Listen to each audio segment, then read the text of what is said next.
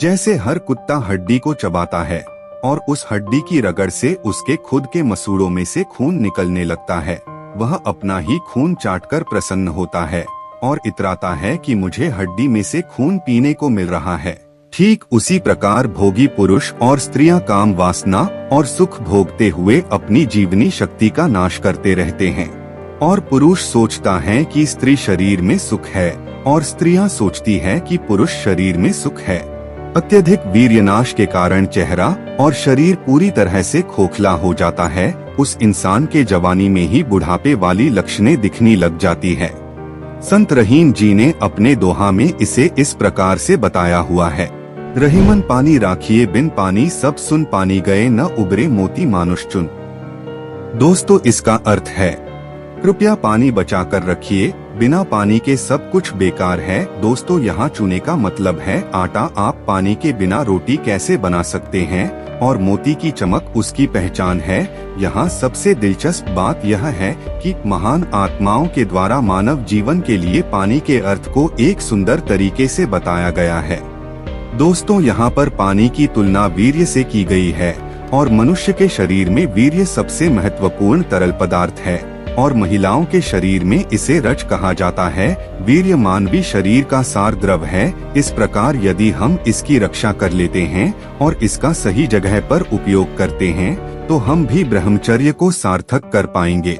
दोस्तों, स्वामी विवेकानंद जी और Nikola Tesla की जीवनी पढ़ते समय मुझे फोटोग्राफिक मेमोरी, जिसे आइडेटिक मेमोरी भी कहा जाता है, उसके बारे में पता चला और इसके बाद से मैंने फोटोग्राफिक मेमोरी के बारे में इंटरनेट पर बहुत रिसर्च किया और इसके बारे में बहुत सी बुक्स भी पढ़ी, सिर्फ यह जानने के लिए कि आखिर यह फोटोग्राफिक मेमोरी क्या है जो इंसान के दिमाग को इतना जीनियस बनाती है। इसमें मुझे यह पता चला। दोस्तों, फर्स्ट पॉइंट जो मैं आपको बताने जा रहा हूँ वो है ओजस अक्यूमुलेशन, जिसे वेस्टर्न वर्ड्स में सीमेन रिटेंशन भी कहा जाता है। दोस्तों, पहले हमारे देश में एक प्रथा थी जिसे गुरुकुल प्रथा कहते हैं, जिसमें एक बच्चा जैसे ही 13 साल का हो जाता था तब उसके बाद उसे पढ़ने के लिए गुरुकुल में अध्ययन करने के लिए भेजा जाता था और जब तक वो 25 साल का हो जाता था तब तक वो गुरुकुल में ही रहता था। दोस्तों, इसका साइंटिफिक रीजन यह है कि जब एक लड़का 13 साल का हो जाता है तब उसके बॉडी में सीमेन बनना शुरू हो जाता है, जिसे आयुर्वेद में वीर्य भी कहा जाता है। दोस्तों, जब हम 25 साल के हो जाते हैं तब तक हमारा प्रीफ्रंटल कॉर्टेक्स यानी कि हमारे दिमाग का अगला हिस्सा जो हमें इंटेलिजेंट और जीनियस बनाता है वो पूरी तरह से डेवलप हो जाता है। इसीलिए सभी लड़कों के लिए 25 साल तक ब्रह्मचर्य अनिवार्य हुआ करता है। लेकिन दोस्तों, आज की जनरेशन यह सब भूल चुकी है और वासना के पीछे नहा धोकर लगी हुई है। इसी के वजह से हमारे भारत देश में सेक्सुअल क्राइम या किसी भी तरह के क्राइम्स बढ़ रहे हैं। उसका मेन रीजन यह है कि ब्रह्मचर्य का पालन न करना और वीर्यनाश करते रहना। दोस्तों, अब आप कहेंगे कि वीर्यनाश करने से क्या होगा। दोस्तों, मैं आपको बताना चाहूँगा कि वीर्यनाश करने से हमारे दिमाग का अगला हिस्सा, जिसे प्रीफ्रंटल कॉर्टेक्स कहते हैं, उसका विकास पूरी तरह से नहीं होता है और उस इंसान को बहुत सारी मानसिक और शारीरिक परेशानियों का सामना करना पड़ता है। दोस्तों, अब आपको सेक्सुअल एनर्जी और ब्रेन डेवलपमेंट के बीच की लिंक समझ आने लगी होगी। दोस्तों, इसके पहले मैं आपको यह बताऊं कि यह कैसे काम करती हैं, उससे पहले मैं आपको यह बताना चाहूँगा कि दुनिया भर के जीनियस लोग इसके बारे में क्या कहते हैं। दोस्तों, स्वामी विवेकानंद जी कहते हैं कि हमारे दिमाग में आया हुआ सिर्फ एक सेक्स के विचार से हमारा 8 दिनों का ओजस नष्ट हो जाता है और सिर्फ एक बार सेक्सुअल एक्टिविटी में इन्वॉल्व होने से यानी कि शारीरिक संबंध बनाने से हमारा 45 दिनों का बना हुआ ओजस नष्ट हो जाता है।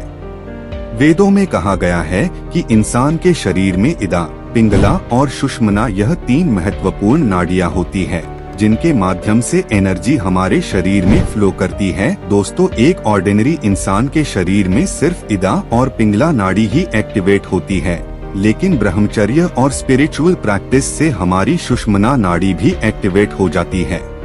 लगभग 12 साल के ब्रह्मचर्य के बाद हमारे शरीर में मेधा नाड़ी, जिसे नर्व ऑफ मेमोरी भी कहा जाता है, वो एक्टिवेट हो जाती है।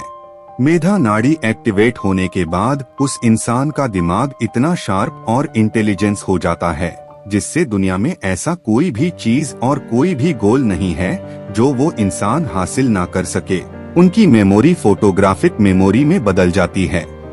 दोस्तों, ऐसे लोग धरती पर बहुत जन्म ले चुके हैं जिन्होंने अपनी मेधा नाड़ी को एक्टिवेट करके बहुत बड़े बड़े काम किए हैं, जैसे कि Swami Vivekananda, Nikola Tesla, Steve Jobs, Bhishma Pitamah, Ram Murthy, Gama Pehlwan और भी बहुत से। दोस्तों, इन लोगों को सरल शब्दों में जीनियस भी कहा जाता है। ऐसा नहीं है कि साधारण मनुष्य मेधा नाड़ी को एक्टिवेट नहीं कर सकता। दोस्तों, मैंने ऊपर जिन जिन लोगों के नाम बताए वो भी हमारी तरह एक साधारण मनुष्य थे, लेकिन उन्होंने ब्रह्मचर्य और स्पिरिचुअल प्रैक्टिस से अपने कुंडलिनी शक्ति को एक्टिवेट किया था। अब आप कहोगे कि स्टीव जॉब्स तो एक सांसारिक लोग थे और उन्होंने भी शादी की हुई थी, तो उन्होंने यह कैसे किया? तो मैं आपको बताना चाहूँगा कि स्टीव जॉब्स जैसे लोग एक बड़े विचार रखने वाले महान लोगों में से एक थे और उनको सिर्फ अपने काम से प्यार था। वो दिन रात सिर्फ काम करते रहते थे। इसी के वजह से उनका ब्रह्मचर्य अपने आप ही हो जाता था। स्टीव जॉब्स ने अपने सेक्सुअल एनर्जी के इम्पोर्टेंस को समझते हुए उसे वेस्ट करने के बजाय इसे बड़े बड़े काम करने में लगाया। इसी की वजह से वो एप्पल जैसी बड़ी कंपनी खड़ी कर पाए। दोस्तों, अब मैं आपको इस सेक्सुअल एनर्जी का साइंटिफिक रीजन बताता हूँ कि यह कैसे काम करती है। सबसे पहले मैं आपको फूड डाइजेशन प्रोसेस के बारे में बताता हूँ। सबसे पहले आप भोजन करते हैं, उसके बाद भोजन पचता है, भोजन पाचन के बाद रस बनता है और रस के पाचन के बाद रक्त यानी ब्लड बनता है और यह 5 दिनों के बाद बनाता है। इस तरह 5 दिनों के अंतराल में रक्त से मांस, मांस से मेद, मेद से हड्डी, हड्डी से मज्जा, फिर जाके मज्जा से वीर्य बनता है, जो कि वीर्य बनने का अंतिम चरण है। दोस्तों, इस प्रोसेस को पूरा होने में 30 दिन और 4 घंटे लगते हैं और उस 30 दिनों के बाद अगर सीमेन शरीर से बाहर नहीं निकलता है तो अगले 3 हफ्तों तक सीमेन शरीर में ही रहता है और उसके बाद होता है वीर्य का ऊर्ध्वगमन। इसे इंग्लिश में सीमेन रिटेंशन भी कहा जाता है। दोस्तों, अगर आप सीमेन रिटेंशन के बारे में जानना चाहते हैं तो मुझे कमेंट्स कर बताएं और यह वीडियो अच्छी लगी हो तो वीडियो को लाइक कर दें और अगर चैनल पर नए हो तो चैनल को सब्सक्राइब करना ना भूलें।